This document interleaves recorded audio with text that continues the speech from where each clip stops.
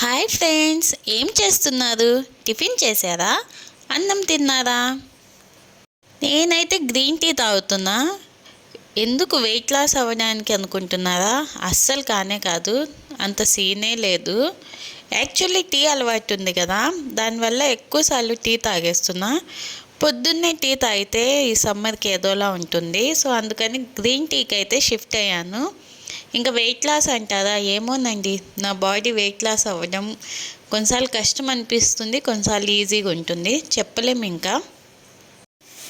ఇంకా టీ తాగడం అయిపోయాక ఇంట్లో బత్తాయి అవి ఉంటే దాంట్లో అయితే జ్యూస్ తీసి పెట్టేస్తున్నా. అది ఫ్రిడ్జ్లో పెట్టేస్తే ఇంకా మా హస్బెండ్ వచ్చేసరికి కూల్గా అయిపోతుంది, అప్పుడు తాగొచ్చులే అని చెప్పి పెట్టేస్తున్నాను అన్నమాట. మీరైతే వీడియో చూడండి, మీతో కొన్ని విషయాలు చెప్పాలి. ఏంటంటే యాక్చువల్లీ ఈ మధ్య వీడియోస్కి వ్యూస్ అసలు రావట్లేదు. ఆ టైంలోనే కొంచెం లోగా అనిపిస్తుంది. ఎందుకు అంటే యూట్యూబే నాకు మొత్తం ఆ లైఫ్ అంటే కాదు.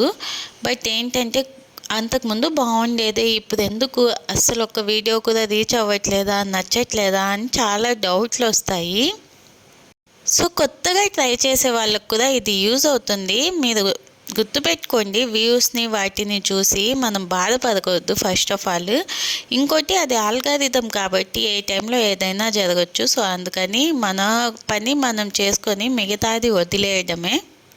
లైఫ్ కూడా అంతేనండి, ఏదో జరగట్లేదు అని చెప్పి మనం అస్తమానం బాధపడకూడదు. లైఫ్లో కొన్ని మనకి ఖచ్చితంగా రాసి పెట్టుంటాయి.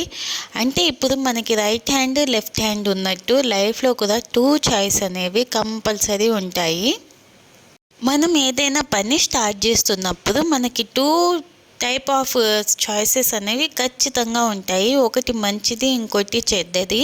అంటే లైక్ పాజిటివ్, నెగిటివ్. దానివల్ల మనకి పాజిటివ్ ఏంటి, నెగిటివ్ ఏంటి అని చెప్పి మనం ఫస్టే దాని గురించి ఆలోచించామనుకోండి, తర్వాత ఆ పని మొత్తం అయిపోయాక మనం ఫీల్ అవ్వాల్సిన అవసరం అయితే ఉండదు.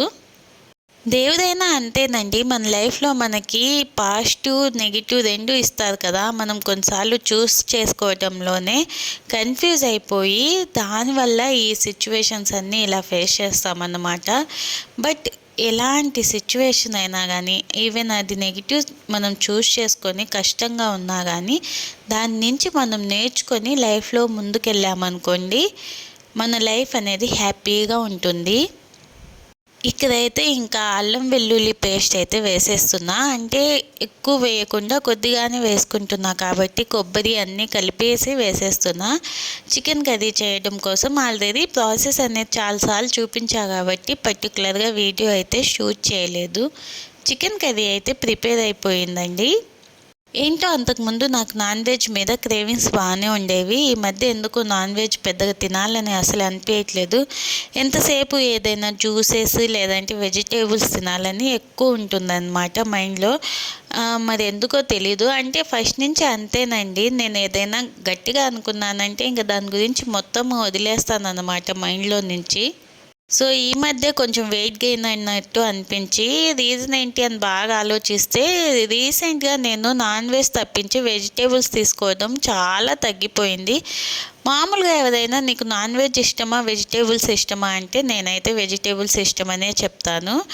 నాన్ వెజ్ ఒక ఎమోషనే కానీ వెజిటేబుల్స్ అంతకన్నా ఇష్టం నాకు.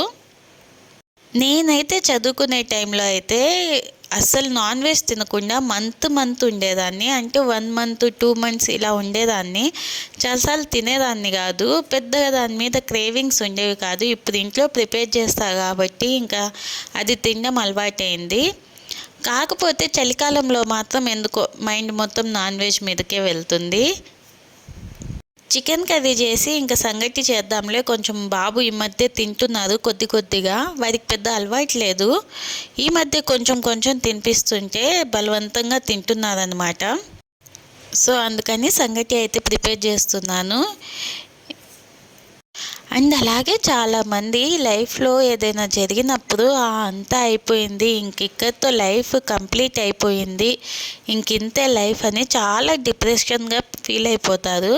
బట్ లైఫ్ అనేది కంపల్సరీ మనకి సెకండ్ ఛాన్స్ అనేది ఇస్తుంది. దాన్ని మనం ఎలా యూజ్ చేసుకుంటున్నాం అనేది ఇంపార్టెంట్. అలా అని చెప్పి చెప్పి మనకు వచ్చే సెకండ్ ఛాన్స్ చాలా బాగుంటుంది ఇప్పుడు ఉన్న దానికంటే అని చెప్పి అసలు ఎక్స్పెక్టేషన్ అనేది పెట్టుకోకూడదు. ఎందుకంటే ఫస్ట్ ఛాన్స్ మంచిదే అయి ఉండొచ్చు, కానీ మనకు సెట్ అవ్వకపోవచ్చు. సెకండ్ ఛాన్స్ ఏదైనా కావచ్చు, కానీ మనకు సెట్ అవ్వచ్చు. సో ఆ విధంగా లైఫ్ అనేది సెకండ్ ఛాన్స్ ఇస్తుంది. దాన్ని ఆలోచించి మనము యూటిలైజ్ చేసుకోవాలి. సో పిల్లలు మీరు కూడా చదువుతున్నప్పుడు ఎంతసేపు మార్క్స్ రావాలి, మార్క్సే లైఫ్ అని అలా ఆలోచించి అసలు చదవద్దు. మీరు చదవండి, చదువుతో పాటు నాలెడ్జ్ని కూడా గెయిన్ చేసుకోండి. చదువుకున్న వాళ్ళే అయితే గొప్ప కాదండి. ఎప్పటికైనా చదువుతో పాటు నాలెడ్జ్ కంపల్సరీ ఉండాలి. మీరు చాలాసార్లు గమనించండి, చాలామంది బ్యాక్ బెంచర్స్ చదువులో వెనకున్నా కానీ లైఫ్లో ముందుగానే ఉంటారు. అది లైఫ్ మనకిచ్చే ఛాన్స్ అన్నమాట. మనం దాన్ని ఎలా యూజ్ చేసామన్న దాని మీదే డిపెండ్ అయి ఉంటుంది టోటల్గా.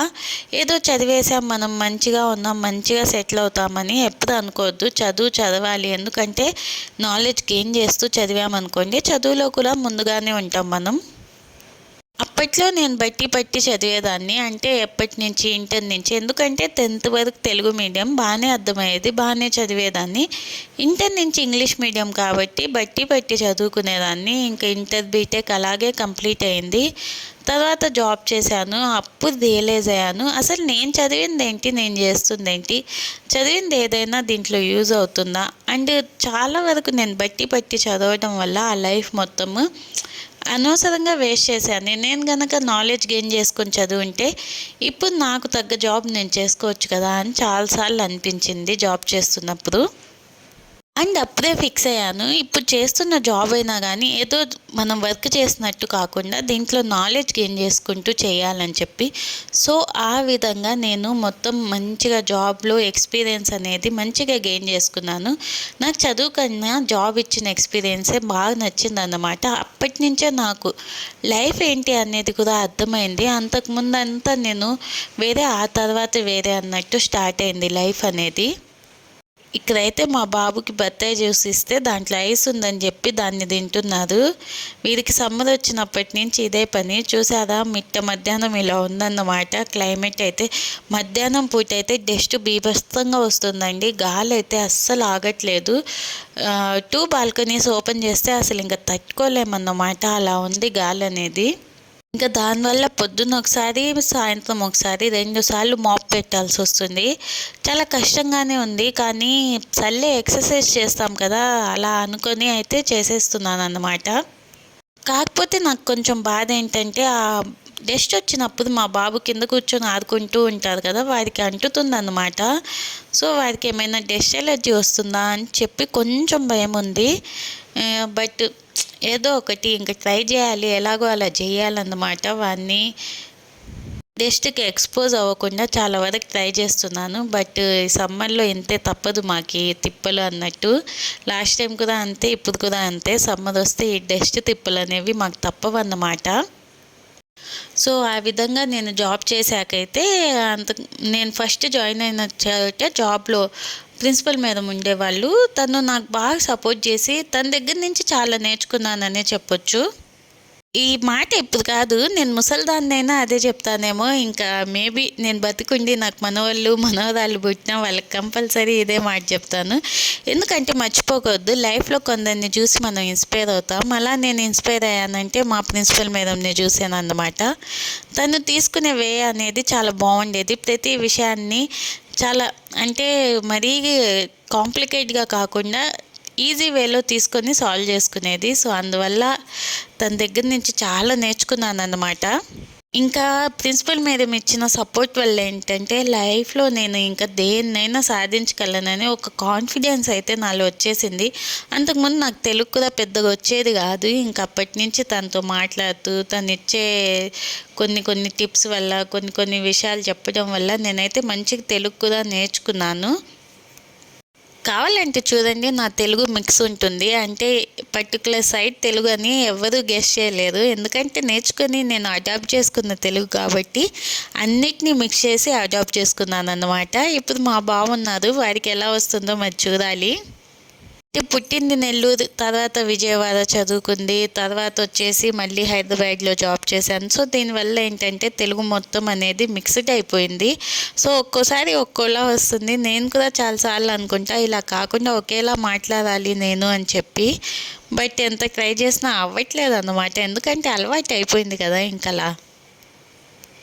ఈ సమ్మర్ హాలిడేస్ వచ్చాక నాకు బెస్ట్ టైంపాస్ మా బాబునే. ఇంక వాటితో మంచిగా ఉంటుంది కంపెనీ. బట్ ఏమో ఈ హాలిడేస్ అయిపోతే ఎలా ఉంటుందో అని కొంచెం భయంగా ఉంది. వారు వదిలి నన్ను స్కూల్కి వెళ్ళడం కంటే వాడిని వదలడానికి నాకు చాలా బాధగా ఉంటుంది అన్నమాట. ఇక్కడైతే వారు నిలబడి ఉన్నారు. కుక్కలు వచ్చేసరికి ఇంకా పరుగని పరిగెత్తారన్నమాట. ఈవినింగ్ కాసేపు అలా బయట తిరుగుతాలే అని తీసుకెళ్ళా. అప్పుడప్పుడు ఇంకా ఇంట్లోనే ఉంటున్నారు కదా అని చెప్పి ఈవినింగ్ టైంలో బయటికి తీసుకెళ్తున్నాను వాడిని.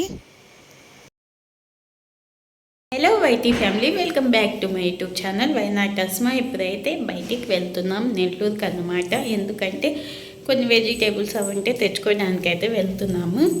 సో టైం వచ్చేసి 7 అవుతుంది. మరి ఈ టైంలో స్టార్ట్ అవుతున్నాం. ఏమేం పనులు చేస్తామో చూడాలి. మరి వీడియో అయితే కంటిన్యూ అవుతుంది, మీరు స్కిప్ చేయకుండా అయితే చూడండి. డ్రెస్సులు మారుతూ ఉంటాయి, మీరు కంగారు పడొద్దు. అంతే, మా బాబు డ్రెస్సులు అలా చేంజ్ అవుతూ ఉంటాయి అన్నమాట. చిన్నప్పటి నుంచి నేనే అలవాటు చేశానండి. తప్పు వాడిది కాదు, నాదే అన్నట్టు. ఇంకా వీడిని బైక్ ఎక్కురా అంటే చక్కగా ఎక్కి పనుకొని కూర్చొని అన్న అంటున్నారు. ఇంకా నైట్ అయింది కాబట్టి బయలుదేరామన్నమాట 7కి అలా. చాలా చీకటిగా ఉన్నింది. ఇంతలో ఒక విషయం జరిగింది, చెప్తాను మీకు. బైక్ లైట్ అయితే పాడైపోయింది, ఫ్రంట్ది హెడ్ లైట్ అన్నమాట. ఇంకా చీకట్లో నాకు చాలా భయం వేసింది వెళ్ళడానికైతే. ఫస్ట్ అయితే లైట్ సెట్ చేయించుకొని చెప్పి మెకానిక్ షాప్ దగ్గరికి అయితే వెళ్ళిపోయాము. ఇంకా అది అయ్యాక మా వెజిటేబుల్స్ అవనేవి తీసుకుని వచ్చాను అన్నమాట. వెజిటేబుల్ మార్కెట్కి వెళ్తే నాకు అన్నీ కొనాలనిపిస్తుంది, కానీ అన్ని వెరైటీస్ చేయడం నాకు రాదు కదా, కొన్ని వచ్చు.